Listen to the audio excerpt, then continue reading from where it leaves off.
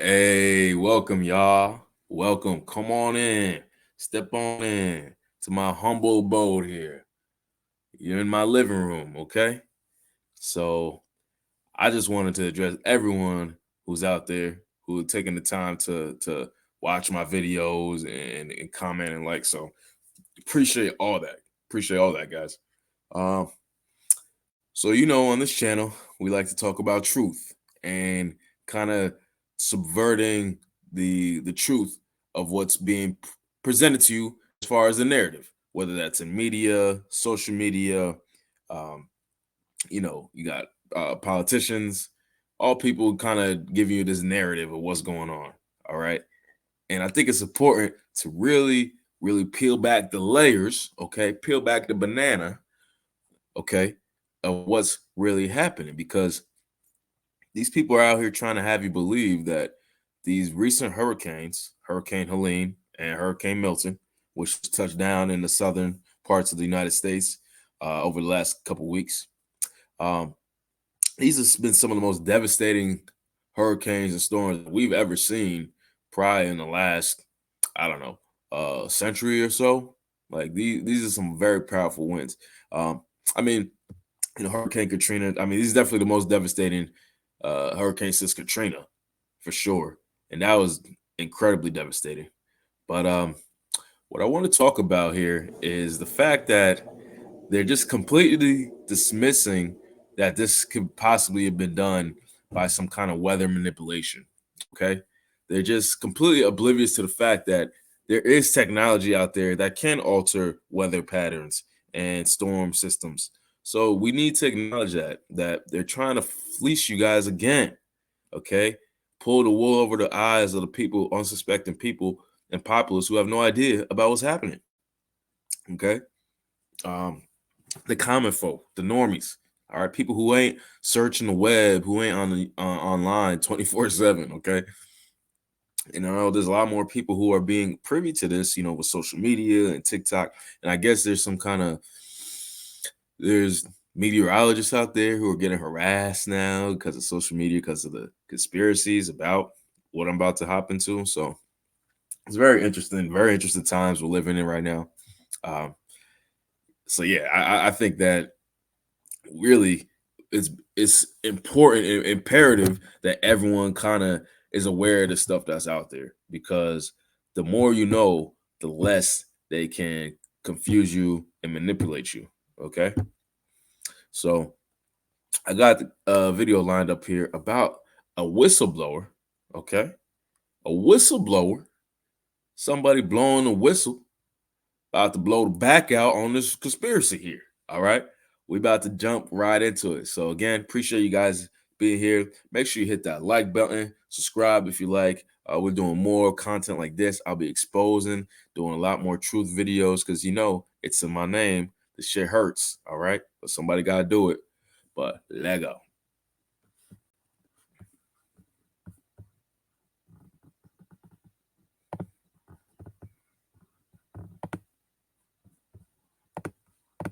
Center of circulation. Here's Scott Stevens, studied meteorology at the University of Kansas, and was my first TV job was on the air. Was in Topeka, and I worked in Omaha and Tulsa, Albany, New York, and then out into eastern Shout out Albany, Idaho, to Pocatello, Idaho Falls market for the last 10 years of my 20-year career doing weather.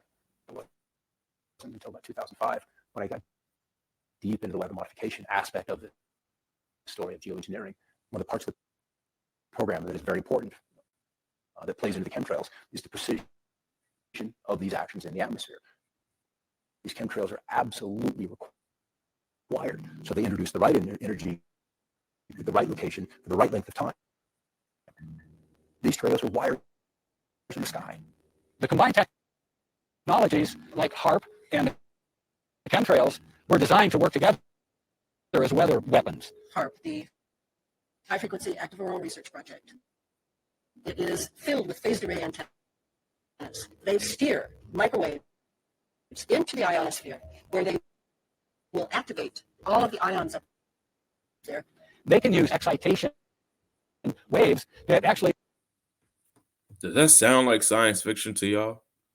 Or does that just sound like some kind of evolution of technology, some natural evolution of technology, where we're naturally going. But yet again, oh no, this isn't Ray Bradbury's 1950s. No, what are you guys talking about? We can't manipulate the weather. What is this crazy talk? We're still living in the 1950s. Like, shit hasn't evolved and technology hasn't made significant jumps. Like, of course we can manipulate the goddamn weather, man. Like, that's not even that far-fetched to believe.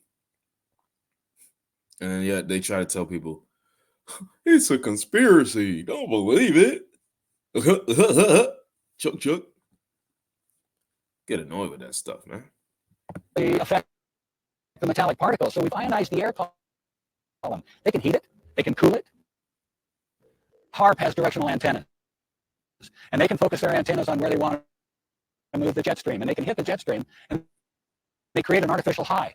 If you accentuate the high, if you amplify a little bit, it's like building a mound of dirt. And you have a little creek or a little stream of water coming. You build the mound of dirt, that water's not going to go through it. So you build the mound, and then that's going to impact storms that are inbound. And so it's very easy to add those particulates of aluminum, barium, and whatever else they want to put in there. And as you add heat to that, those particulates then radiate the heat into the atmosphere, and it warms. And what does a warming atmosphere do? Boom, it expands. We see more intense droughts. We see rainfall rates of 1 to 2.25 inches an hour, and sometimes even rainfall, an 1.25 inches a minute. It's just unheard of. And so when you get the atmosphere capable of conducting this kind of electricity, plus the engineers, you're going to end up with weather that is extreme, and that's going to get timely. When they move the jet stream, it then pushes up into the polar vortex. The polar vortex really can only move when there's something impacting it, like HAARP. They can heat up the ionosphere. So when the jet stream comes in, it hits that bubble and it diverts. The jet stream flow that is normal brings precipitation. It brings the jet stream right into California. And then it brings storm systems with it. It brings rain. The jet stream got pushed off the coast of California, dried us up and took all our moisture away, and pushed the jet stream north. And when it hit the polar vortex, it then was ricocheted right down the east coast.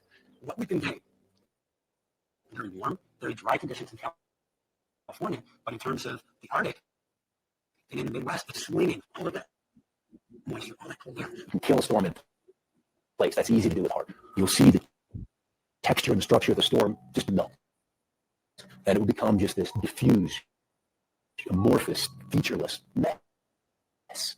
And that was one of the big epiphanies I had in forecasting, anticipating a winter storm coming through. You've got to set forecast out that night, and you're waiting for the snow to start. You're waiting for the snow to start. You're waiting for the snow to start, and it just doesn't.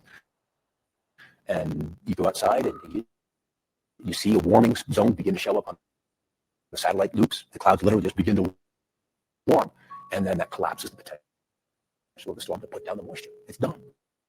It's shocking. Wow. That is insanity, man. That's complete insanity. Like, they have ultimate control of that stuff, and they're trying to make it seem like they have no idea what's going on. I mean, at least the narrative that the media is presenting. But then you have all these whistleblowers, people who are actually in the know in the government, who've came out in the years since talking about this stuff, and they always get silenced for whatever reason. So yeah, that's wild. But we're gonna move on. I just want to play some part of this other video because this is a really crazy thing that people are not discussing as well.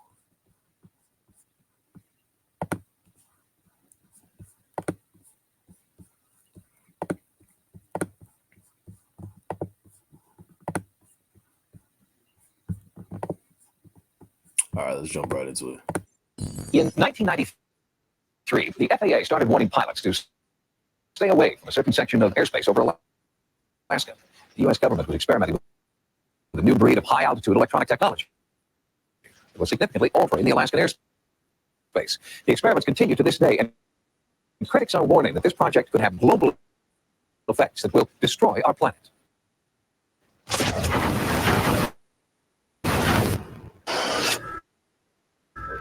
In Alaska, the rugged, pristine wilderness is timeless. Most of it remaining just as it has for thousands of years. In the midst of all this natural beauty, just outside the small town of Gakona, stands an enormous and seemingly harmless antenna farm.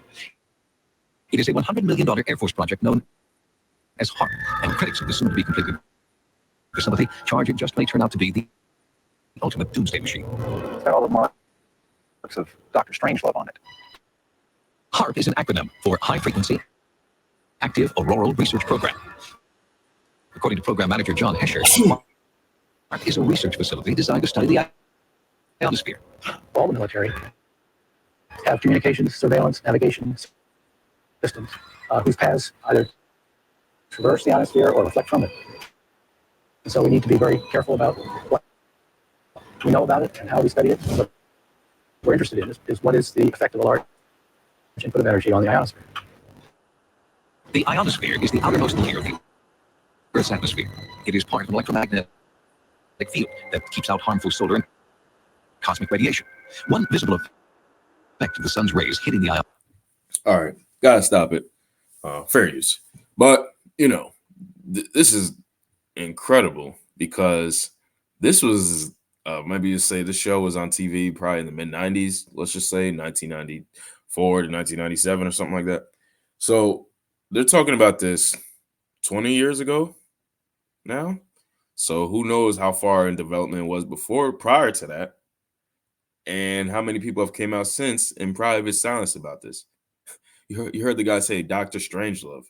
Most people don't even know what movie that's referencing, but it is Dr. Strangelove. I mean, obviously, but I'm just saying that people don't know what technology is out there, and if you tell people that it doesn't exist, and back in the day when people didn't have access to internet or access to different forms of narrative, as far as like, you know, social media nowadays, and different people talking about different, or informed, educated about different areas of expertise, you know, instead of just getting the one message and the one constant talking to from the media, where we just get into one viewpoint, one perspective, you know, they tell us everything. So we're living in a very interesting time. I remember talking about this with friends years ago about HAARP. Okay. So this is something that's been known, but they're always going to try to keep the people in the dark still in the dark. They're just going to keep you in the dark. They don't want you to see the light at all. It's just, yeah, just thought I'd bring that up. Ionosphere is the aurora borealis, known as the northern lights. The ionosphere also plays a vital role in worldwide radio communication. The first transmission of radio waves across the ocean, we were quite surprised when it was first done. People thought there'd be no chance to transmit signals across the ocean by wireless. And that's what the ionosphere does, is that like a mirror. And so we transmit a signal and it bounces off the ionosphere and it bounces off here. When HAARP is fully operational, it will transmit extremely powerful blasts of high-frequency radio waves directly up into the atmosphere, superheating the electrons that make up the ionosphere. This will cause them to disperse, effectively punching a hole in the ionosphere. After you turn the instrument off, this thing kind of moves around and it gets replenished. And within a few minutes, it's back to where you can't even detect that there's a hole anymore.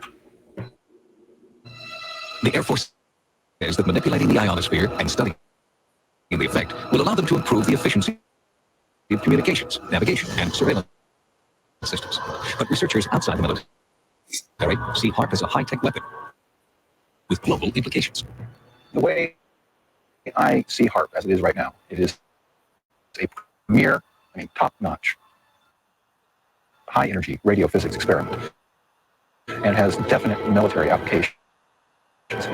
Journalist Mark Farmer lives in Alaska and has written about the potential impact of HAARP for both Jane's Defense Weekly and Popular Science magazine. He believes that HAARP will be used to take giant X-rays of Earth.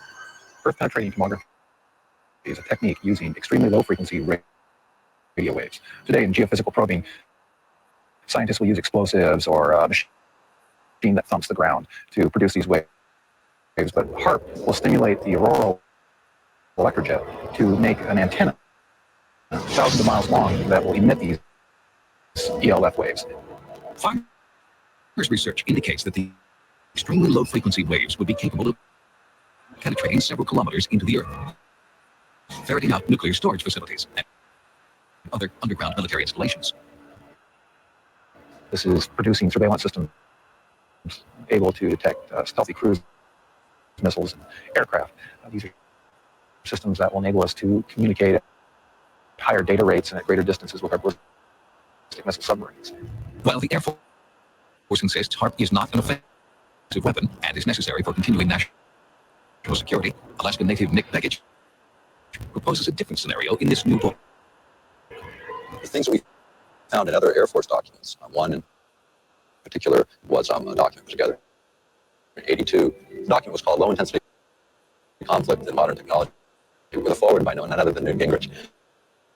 One section spoke about using radio frequency radiation transmitters for disrupting human thinking, for basically debilitating troops invisibly by being able to bombard them with radio frequency that was tuned to just the right frequency, just the right wave form, so as to totally disrupt their mental process and basically debilitate those troops.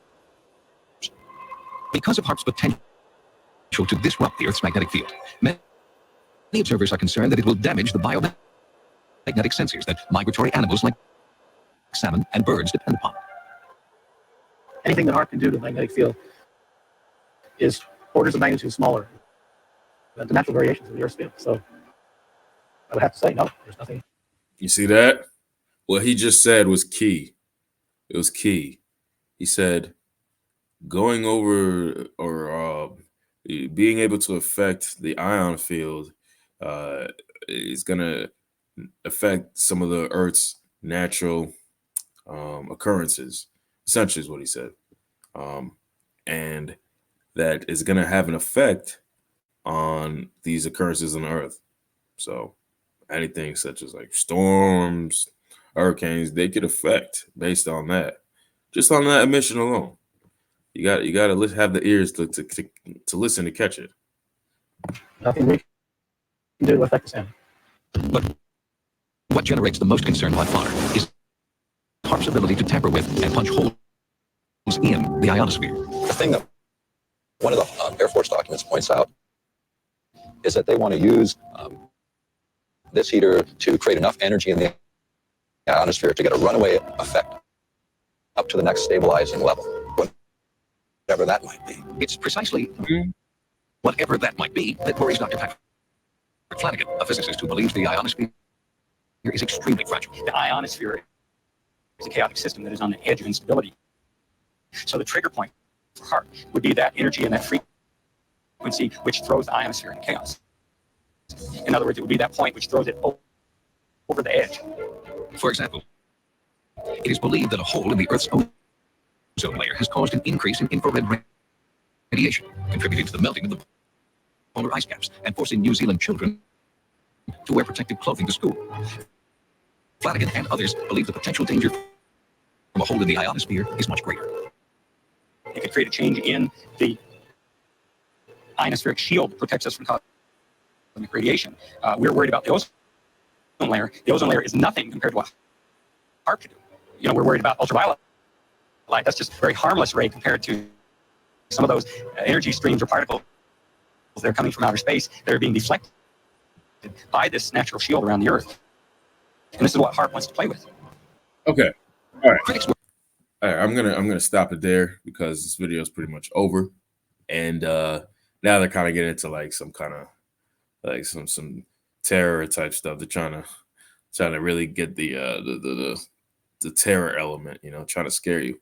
But I just thought it was a great video to put in here because it gives you context as far as what they could do with HAARP. A lot of what they mentioned here was, punching a hole in the ionosphere and what kind of damage that would have, like as far as the rays from the sun, penetrating and affecting people. Now we know about all that stuff about the ozone layer, okay?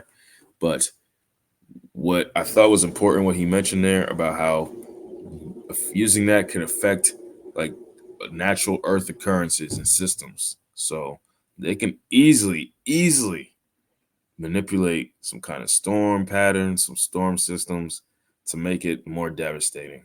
And I think that's what we need to gather from this. Okay. I summed up a lot in this video, so that's going to be it for right now. But make sure you guys catch me on my other videos, okay? You guys know I'm pumping out that truth because right now is the most important time, especially got this election coming up, probably one of the most important elections in American history, I would think. So we got that coming up. So doing more videos, more content about lots of stuff going on. And you guys know, if you guys keep it locked here, you know you're going to get smacked over the head with that truth. You know, that shit hurts. That shit hurts. But somebody got to do it. Hey, y'all, I'll catch you guys in the next video. Peace.